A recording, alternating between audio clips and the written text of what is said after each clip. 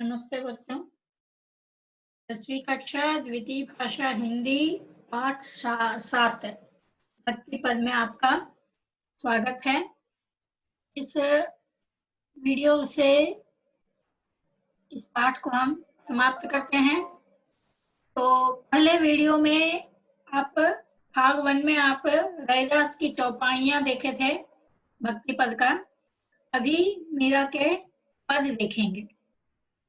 तो मीराबाई का कवि परिचय जब हम देखेंगे तो कवित्री मीराबाई और इनका जीवन काल सन 1498 से सन 1573 के बीच में है। प्रसिद्ध रचना मीराबाई पदावली है। विशेषता है कृष्णोपासक कवित्रियों में श्रेष्ठ है और माधुर्य भाव प्रयोग में पटु। मतलब इनकी रचनाओं में माधुर्यता झलकती है। तो इनकी अतिरिक्त जानकारी हम जब प्राप्त करेंगे तो यहाँ देखेंगे कृष्ण भक्ति शाखा की हिंदी की महान कवियत्री मीराबाई का जन्म सन 1498 में जोधपुर राजस्थान में जो है जोधपुर में चौकड़ी नामक गांव में हुआ था। इनका विवाह उदयपुर के महाराणा कुमार भोजराज जी के साथ हुआ था। ये बचपन से ही कृष्ण भक्ति में रुचि लेने लगी थी। विवाह के थोड़े ही दिन के बाद अपने पति का स्वर्गवास हो गया था। पति के परलोकवास के बाद यह मंदिरों में जाकर वहां कृष्ण जी की मूर्ति के आगे नाचती थी। मीराबाई का कृष्ण भक्ति में नाचना और गाना राज परिवार को अच्छा नहीं लगा। उन्होंने कई बार मीराबाई को विष देकर मारने की कोशिश की। घर वालों के इस प्रकार के व्यवहार से परेशान होकर वह द्वारका और वृंदावन गई। तो जब हम मीराबाई के बारे में देखते हैं तो ये जोधपुर के रहने वाली है। चौकड़ी नामक गांव में इनका जन्म हुआ है और इनका विवाह उदयपुर के महाराणा भोजराज जी के साथ हुआ था और विवाह होने के कुछ दिन के बाद कुमार भोजराज जी की मृत्यु हो गई थी। तो पति के परलोकवास के बाद ये बचपन से ही कृष्ण भक्ति में रुचि लेने लगी थी। तो इसी कारण से पति के स्वर्गवास के बाद वह कृष्ण जी की मूर्ति के आगे नाचती रहती थी। तो कृष्ण भक्ति में डूबकर नाचना गाना ये सब ससुराल वालों को अच्छा नहीं लगा। राज परिवार को मतलब इनके ससुराल वालों को अच्छा नहीं लगा। इस कारण से क्या हुआ, इन्हें कई बार इन पर विष प्रयोग किया गया था। इससे वह ऊबकर मतलब परेशान होकर ऊबकर वह वहां से द्वारका और वृंदावन चली गई थी। तो द्वारका में सन 1573 में भगवान की मूर्ति में समा गई। मतलब इनकी मृत्यु 1573 में हो गया था। मीराबाई ने 4 ग्रंथों की रचना की। रसिका, मायरा, गीत गोविंद, टीका, राग गोविंद, राग सोरठ के पद। इसके अलावा मीराबाई के गीतों का संकलन मीराबाई की पदावली नामक ग्रंथ में किया गया है। तो ये रहा मीराबाई के बारे में तो कुछ भी जानकारी था। वे अपने पति के मृत्यु के बाद श्री कृष्ण को ही पति के रूप में मानकर उनकी सेवा करती थी। तो अभी हम चलते हैं, देखते हैं मीराबाई पद के बारे में। यहाँ ये एक तरह का गाना भी है। पायो जी में तो राम रतन धन पायो, तो अमोलक दी हमारे सतगुरु कृपा कर अपनायो। पायो जी मतलब पाए हैं। मैं तो मैं राम रतन धन पाई हूं, वस्तु अमोलक दी हमारे सतगुरु। हमारे सतगुरु अच्छे गुरु जो वस्तु हमें दी है वह अमोलक है, बहुत ही अमूल्य है, वैल्यूबल। कृपा कर अपनायो, कृपा कृपा करके हमें वह दिए हैं अपनाने के लिए।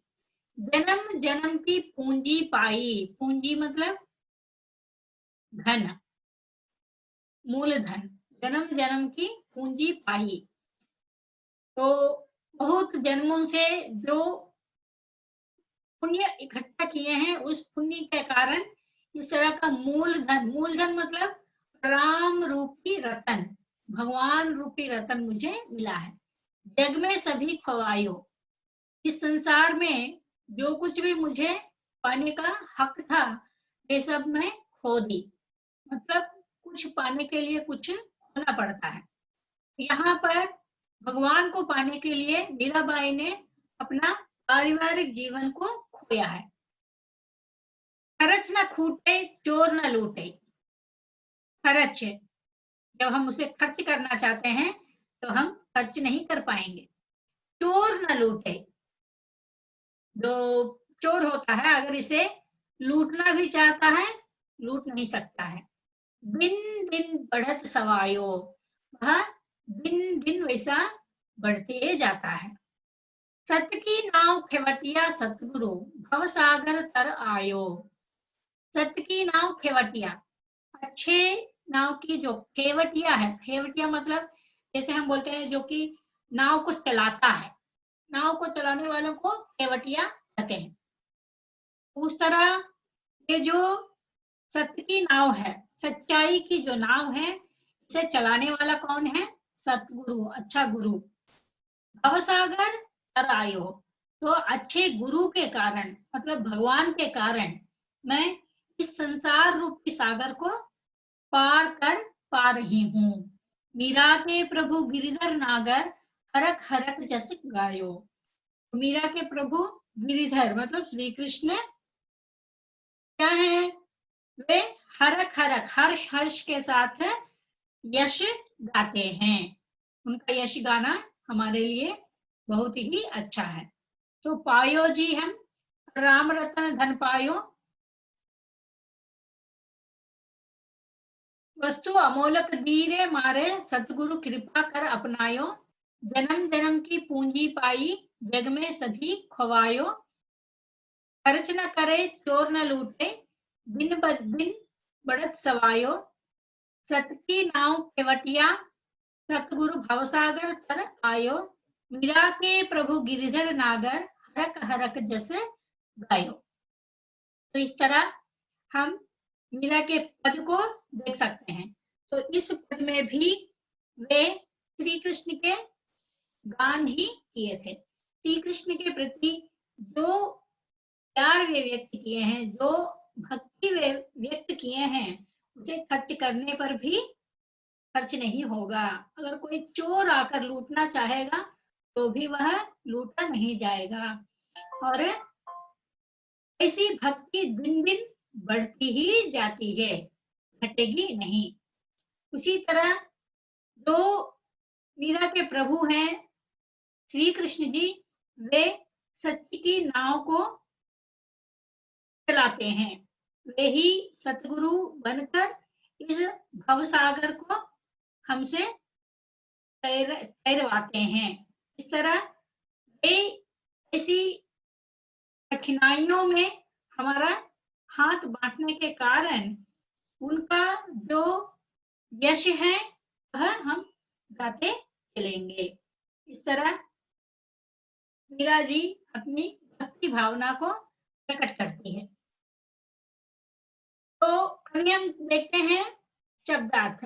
पायो पा लिया, मैं राम भगवान का नाम, रतन रत्न, धन संपत्ति वस्तु चीज,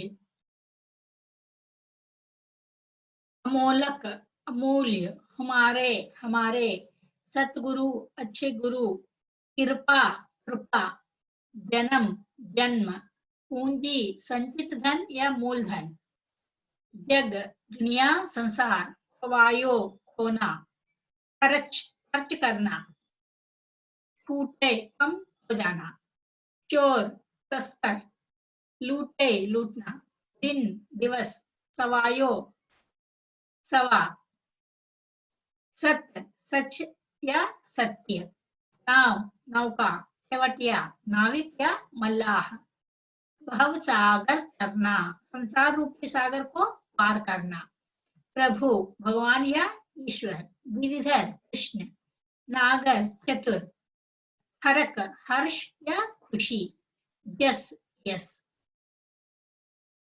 तो ये हमें शब्दार्थ है। और इसके बाद आता है पर्यायवाची। वन, वन का मतलब जंगल, वन, अरण्य, कानन, विपिन, दियावान, वादी, अटवी, उजाड़, समझ, रस, रुमालय, आरन, उजाड़, दाव, माल। इनमें से आपको कुछ ही याद करना है। जंगल, अरण्य, कानन, ये तो कॉमन वर्ड्स है, इसे आप याद करोगे तो काफी है। जगत संसार, दुनिया, विश्व, जगत, जहान, सृष्टि, भुवन, लोक, इहलोक, देवलोक, संस्कृति, भव, केश, आला, सागर, समुद्र, सिंधु, अंबुधि, उदधि, पयोधि, तोयनिधि, पयोनिधि, वारिधि, जलधि, जलनिधि, अब्धि, समुंदर, समंदर, रत्नाकर, वारींद्र, तोयधि, धर्षनिकेत, अर्णव।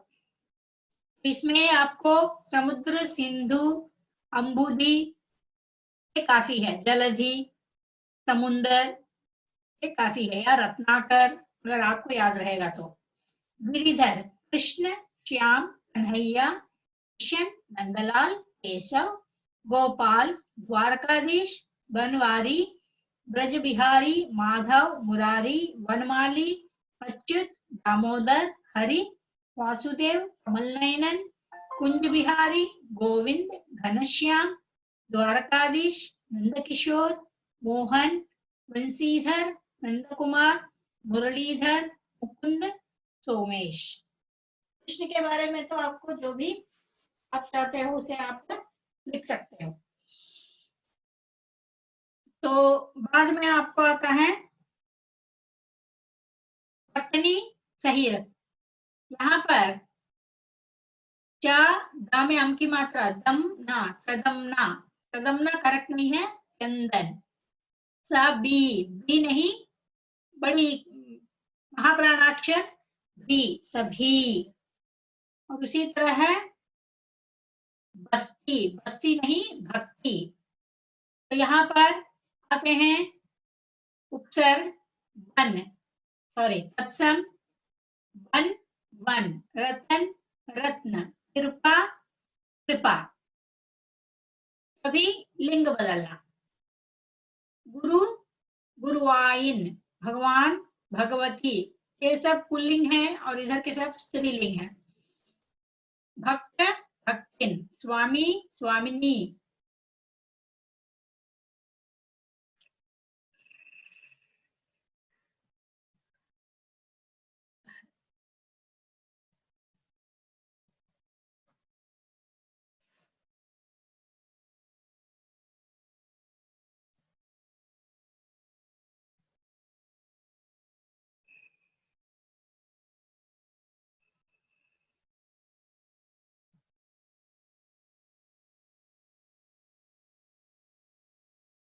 सेवक सेविका, दास दासी, साधु साध्वी, मोर मोरनी।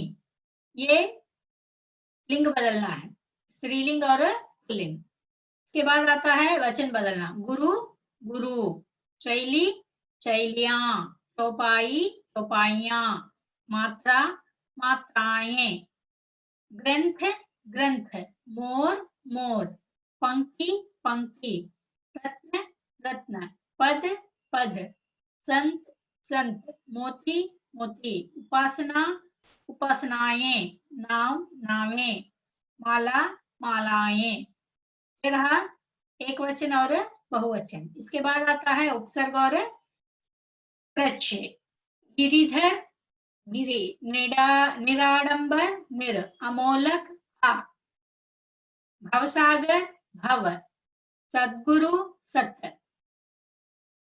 भारतीय ईय, समानी ई, ज्ञानमार्गी ई, रागात्मक आत्मक, मात्रिक इक, चकोरा आ।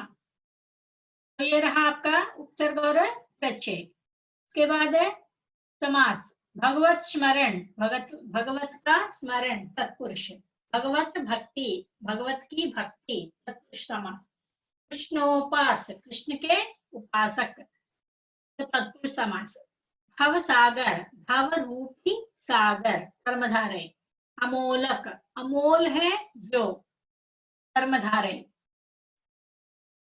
सद्गुरु, सत है जो गुरु कर्मधारय, माधुर्य भाव, माधुर्य है जो भाव कर्मधारय, घन बन, घन और बन द्वंद्व समास, चौपाई, चार पाइयों का समूह द्विगु समास, अंग अंग प्रत्येक अंग अव्ययी भाव समास, जन्म जन्म प्रत्येक जन्म अव्ययी भाव समास, दिन दिन प्रत्येक दिन अव्ययी भाव समास, गिरिधर, गिरि को धारण करने वाला है जो बहुव्रीहि समास।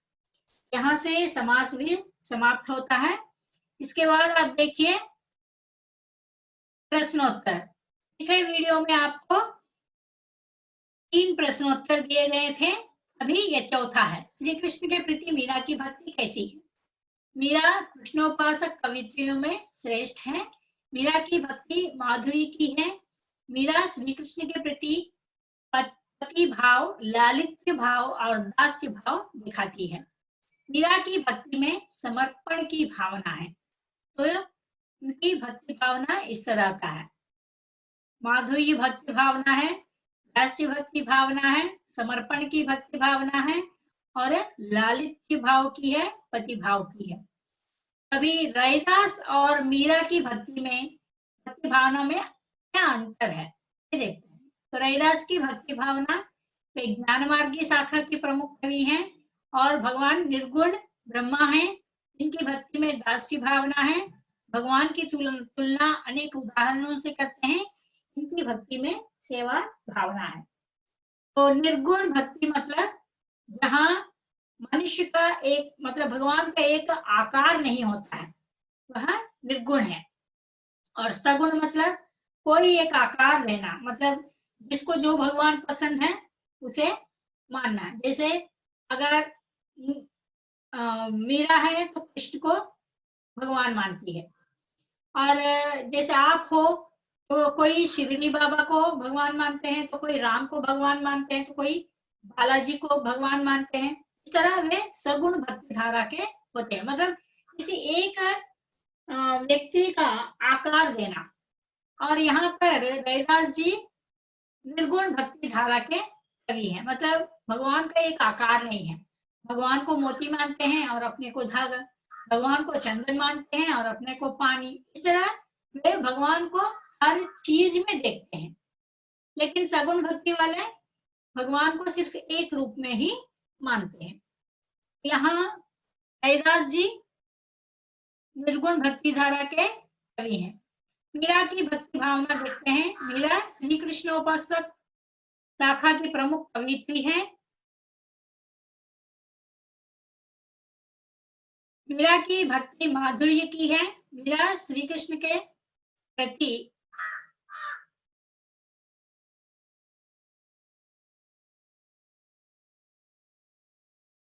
मीरा की भक्ति भावना सगुण है। मीरा की भक्ति में माधुर्य भावना है। मीरा भगवान को पति के रूप में सेवा करती है। मीरा की भक्ति में समर्पण की भावना है। तो ये मीरा की भक्ति भावना है, और ऊपर जो दिया है वह रैदास की भक्ति भावना है। अभी दूसरा प्रश्न देखते हैं, हमारे जीवन में भक्ति भावना का क्या महत्व है? तो भक्ति भवसागर को आसान से पार करने की शक्ति देती है। मतलब हम अगर भगवान पर विश्वास रखेंगे तो हमारे इस संसार में जो भी समस्याएं हैं, उन समस्याओं से हम आसान से निकल सकते हैं। भक्ति भावना मानव मूल्यों का महत्व बढ़ाती है। निराडंबरता, उदारता और उपकार आदि सद्गुणों को विकसित करती है। जीवन में शांति, आनंद और एकाग्रता देते हुए मुक्ति मार्ग बताती है। तो ऐसे भक्ति भावना रखना हमारे लिए अच्छा है। तो अभी हम चलते हैं, देखते हैं सारांश क्या है। सारांश में रैदास की सारांश होती है और उसी तरह मीरा के पदों का भी सारांश देखना है। तो यहाँ रैदास जी ज्ञान मार्ग की शाखा के प्रमुख कवि हैं। रैदास भगवान से इस तरह प्रार्थना करते हैं, हे भगवान तुम चंदन हो, मैं पानी हूँ, चंदन और पानी के लेप से हर अंग शोभित होता है। हे भगवान तुम बादल हो तो मैं मोर हूँ, हे भगवान तुम चंद्रमा हो तो मैं चकोर पक्षी हूँ, हे भगवान तुम मोती हो तो मैं धागा हूँ, जिससे तुच्छ वस्तु भी शोभित होता है। सोने में सुहागा मिलता है तो सोने की शोभा बढ़ती है, उसी प्रकार भक्ति भावना को पार कर सुशोभित हैं। हे भगवान तुम स्वामी हो तो मैं सेवक हूँ, सेवक अपना जीवन भगवान की सेवा में बिताता है। रैदास को भगवान के प्रति ऐसी भक्ति भावना है। तो ये रैदास जी के बारे में। अगले प्रश्न है मीरा के बारे में। मीरा कृष्णोपासक कवित्रियों में श्रेष्ठ है। मीरा की भक्ति माधुरी की है। मीरा भगवान के प्रति इस तरह अपनी भावना प्रकट करती है, इस तरह अपनी भक्ति भावना प्रकट करती है। मुझे भगवान रूपी रत्न का धन मिल गया है। हमारे सद्गुरु ने दया से मुझे इस अमूल्य वस्तु को दिया। हमने इस मूल धन को हर जन्म के लिए पाया है। जग में सब खोने पर भी मेरे पास अमूल्य धन है। यह संपदा खर्च करने पर नहीं घटता। इस संपदा को चोर नहीं लूट सकता। यह संपदा प्रतिदिन 100 गुना बढ़ता रहता है। सच्ची रूपी नाव का नाविक सद्गुरु है, जिससे सारा संसार आसानी से पार कर सकते। श्री कृष्ण गिरधर नागर है। उनका गुण खुशी से गाता रहता हूँ। तो इस तरह मीरा जी अपने पदों में श्री कृष्ण के बारे में बताई है। तो इन दो वीडियो से पिछले भाग एक जो दिया गया है रैदास के चौपाइयां, और अभी जो मीरा के पद जो दिया गया है, इनसे आपका भक्ति पद पाठ्य खत्म होता है। इसके बाद सिलेबस में जो है पाठ के अनुसार तो जल ही जीवन है और अंतरिक्ष के धरती के सवाल, अंतरिक्ष के जवाब, इन दो पाठों का वीडियो और इसके साथ और एक उपवाचक पाठ है। अपने स्कूल को एक उपहार, इस 3 पाठों को अगर हम दे देने से वीडियो आपका सिलेबस में जो है उसका सिलेबस पूरा हो जाता है। बाद में जो जो पाठ सिलेबस में नहीं है, जैसे कि कण कण का अधिकारी, तो सिलेबस में नहीं है फिर भी दिया गया है। लोकगीत, वह भी सिलेबस में नहीं है, ऑलरेडी दिया गया है। अब क्या रह गया है? 2 कलाकार के बाद स्वराज्य की नींव, दक्षिणी गंगा गोदावरी, नीति दोहे और अनोखा उपाय। इन पाठों का अगर आप लोगों को आपको वीडियो पोस्ट कर देने से आपका सिलेबस पूरा हो जाता है। लेकिन बच्चे थोड़ा सा ध्यान देकर आप अपना कार्य करने में जागरूक रहिएगा, क्योंकि हम लोग तो यहाँ नोट्स भी साथ में दे रहे हैं। आप उसे कहीं भी इधर उधर गुम मत करना, क्योंकि यही नोट्स आपका मार्गदर्शन कर सकता है परीक्षा में।